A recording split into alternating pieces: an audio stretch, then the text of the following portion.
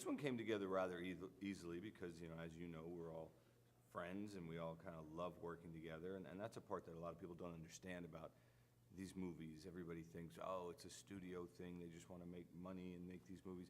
We love working together, the 4, 5, 6 of us. And we just have the best time on these films. So the coming together of it happened really organically and really quickly. What we're trying to do with the film is really a closure.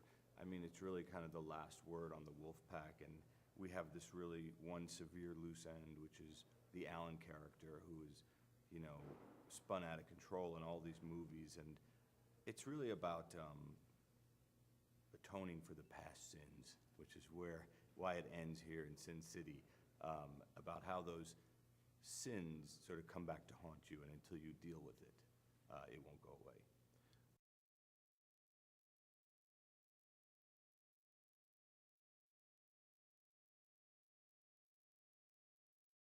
Mr. Chow really represents the devil in this series, and our guys early on made a deal with the devil, and again, here they are trying to undo it.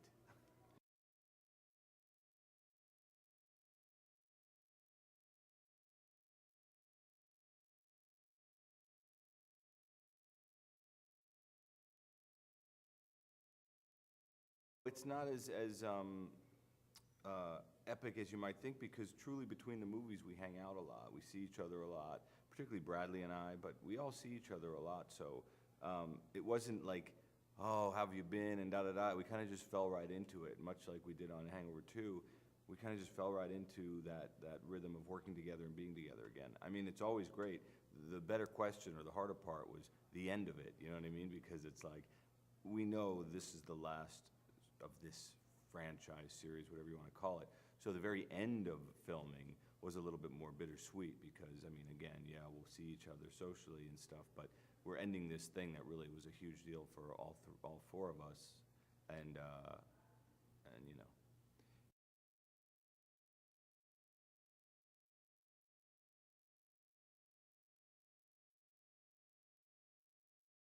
I think casting is 70, 80%. I mean, we've talked about this before, of a comedy. I think that, a huge part of why The Hangover works and worked the first one is because of that chemistry between these 3 guys.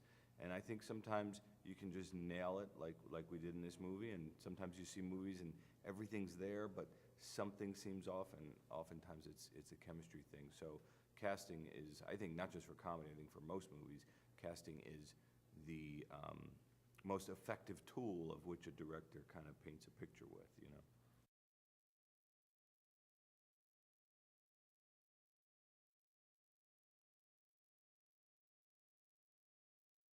Well, that baby, I don't know if you know, is the same, literally the same kid from the movie poster of Hangover 1. We were going to cast a kid, and then I said, why don't we just find, Grant was his name. Let's go and see if Grant is, able to sit still and, behave. And because obviously at 6 months old, he wasn't an actor. But we called up his parents, and she was down, and they came down to my office, and we met, and he's so adorable, and he kind of turned into the 4-year-old version of that kid, so we just had to do it.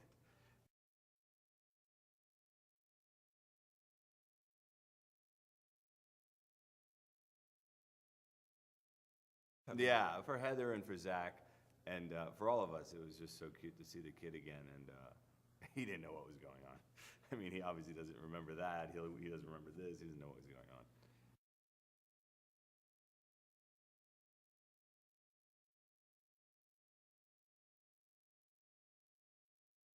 John Goodman, is John Goodman. He's one of the greatest character actors of our time. He kills it in every movie he comes in, whether he comes in for 2 days or 20 days. I think with us, we had him for about 8 days, and I just love his energy, and I just love how he draws his characters in whatever movie it is. Even not just talking about this film, the things he brings to a character. He's really, I can't think of anyone else out there who does what he does. And it's not that he's not known for. I mean, he certainly gets the respect. He works with the Coen brothers. People know it, so it's pretty good. And Melissa McCarthy, I mean, Melissa, obviously one of the funniest women out there, or maybe the top female comic performer right now out there. We thought if Zach is gonna find a girl in this movie, if Zach is gonna sort of find the one, it's gotta be her. So we really went after her hard. And she was nice enough to come down and do it for 3 days or 2 days, I forget, but 3 days. And she's amazing.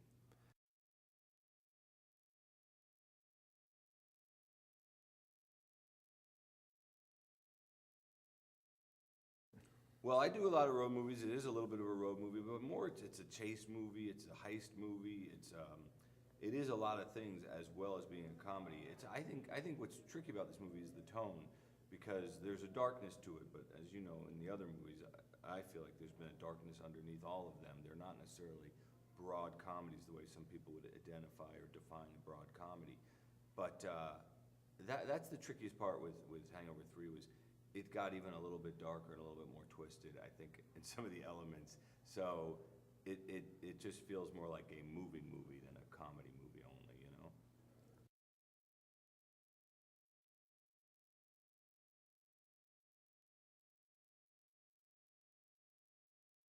They really roll out the red carpet for us here in Las Vegas now. I think The Hangover has become one of the movies that define Las Vegas.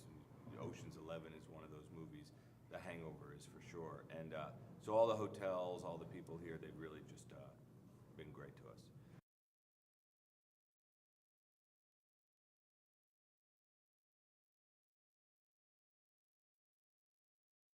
That was pretty much the hardest thing we've shot on this movie. I mean, each movie you have one sort of epic thing that is like you're kind of dreading shooting because it takes so many days and so many people and so many cooperation from so many different properties. On the Hangover 2, it was that car chase through Bangkok, which was really sort of epic. On this movie, it was the parachuting through Vegas, and that was just difficult. And we shot it over 3 nights, and we had a lot of parachutists, and it's a safety thing, and we had cameras everywhere on top of every hotel, and we had to have all the hotels kind of working in sync with each other, which is difficult in its own right because they're by nature competitive with each other. But it was great. It was great, and it all ended up. I mean, we were closing down the strip on Halloween night. Don't ask me why we shot on Halloween night. That was bad planning. But we're closing the strip down, so it was funny.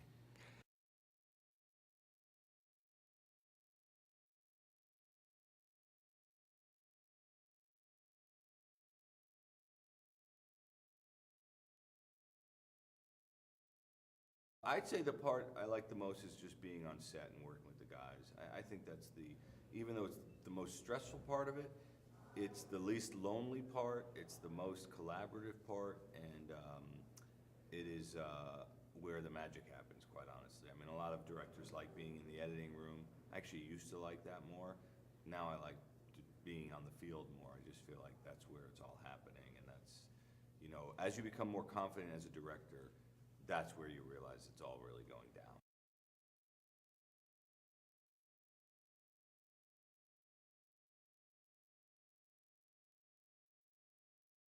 Well, I think the initial reason that they got embraced, honestly, is concept. I think the concept of a hangover is very much something everyone around the world understands. Now, that I think got them in the door.